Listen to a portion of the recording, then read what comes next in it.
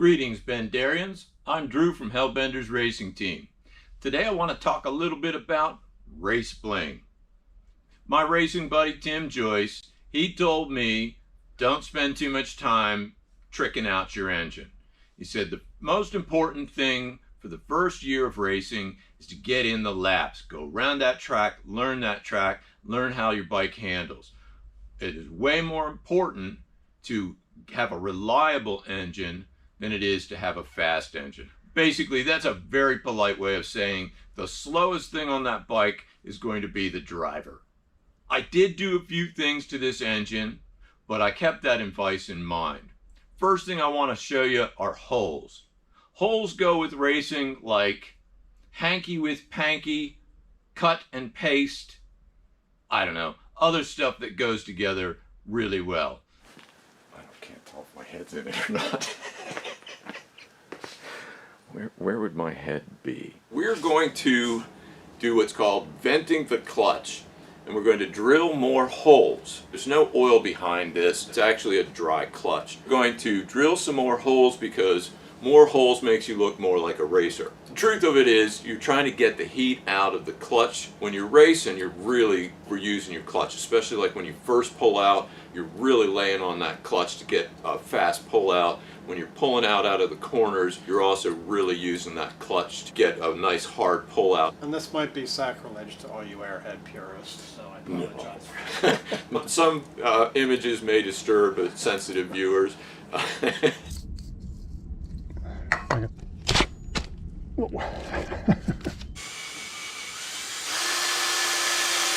But those holes weren't big enough. I needed bigger holes. I looked online and I looked at some other people's vent holes in their race bikes, and I got a little bit of vent envy going because my holes are awfully small. So I flattened out this piece of license plate because Craig and I already put the clutch and flywheel on, so I didn't want to run the drill bit into the teeth of the flywheel. So we're going to put that in there. We're going to put this in here to suck up any shavings, and then I'm going to grease the crap out of my drill bit, and we're going to make some bigger holes.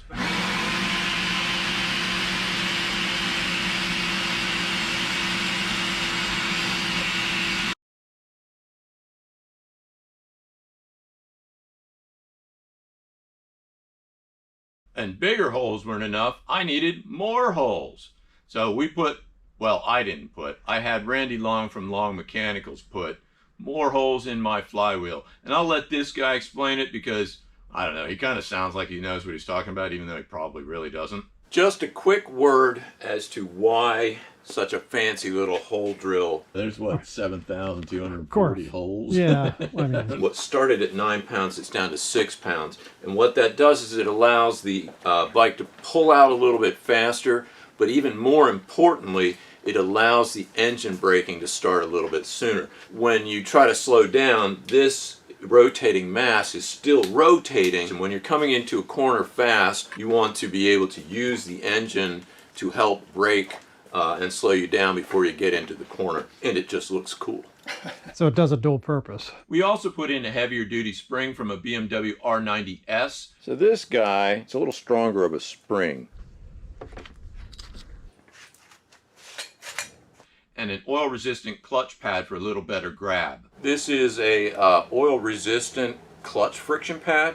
My buddy Craig from RDH Garage helped me put an oil cooler in. I had one guy say don't do it because it is a bit of a task, and I had another guy say you really do kind of need it, and I went with that. What this job's been all about is to get an external oil cooler on this engine because the oil heats up fast.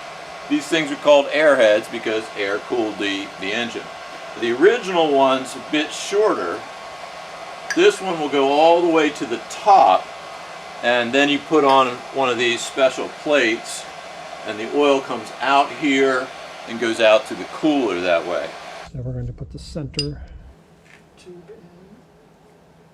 Drew doesn't have a big screwdriver, so we're using this.